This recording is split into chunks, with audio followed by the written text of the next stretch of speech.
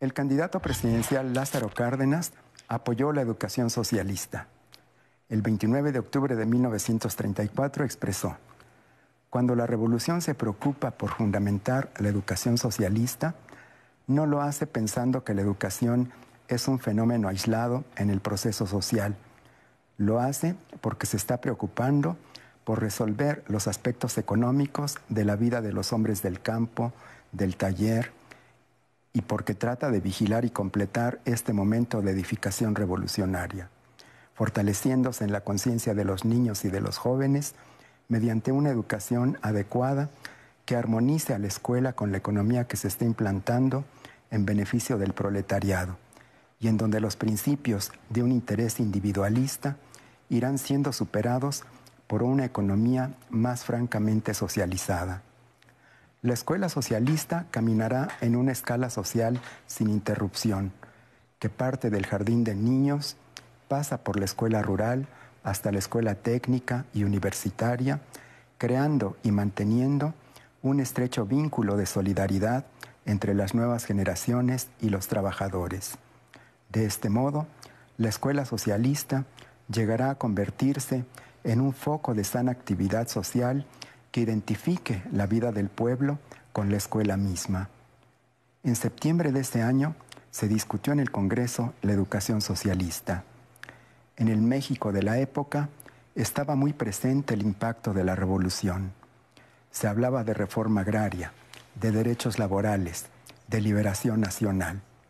Y había un sector más radical que impulsaba las tomas de tierras, las huelgas, la defensa de los recursos naturales para que no los siguieran explotando y destruyendo las empresas extranjeras. Era un México que buscaba salir de la crisis económica de 1929 y resolver el retorno masivo de mexicanos que laboraban en los Estados Unidos, que fueron expulsados por la crisis.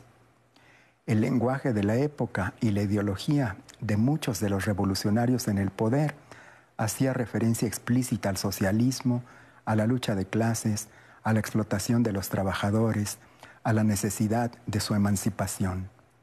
Estaban muy recientes la experiencia del socialismo yucateco, encabezado por Felipe Carrillo Puerto, y experiencias parecidas en los gobiernos de Mújica, en Michoacán, Emilio Portes Gil, en Tamaulipas, y Adalberto Tejeda, en Veracruz, así como las movilizaciones de las centrales campesinas, las huelgas inquilinarias, la agitación obrera radical. Y la experiencia que se realizaba en esos años en la Unión Soviética era un referente que representaba una alternativa de superación de los males crónicos del capitalismo. No debe sorprendernos, en ese contexto, que un sector radical del grupo revolucionario en el poder simpatizara y estuviera convencido de que México debía transitar hacia el socialismo y que era deber del gobierno revolucionario contribuir a ese cauce. Los diputados discutieron acaloradamente la reforma al artículo 3. Finalmente, se aprobó que la educación impartida por el Estado sería socialista y que la educación de las escuelas particulares debía seguir ese precepto. Solo se incluyó en esa reforma a la enseñanza primaria, secundaria, educación para trabajadores y normales.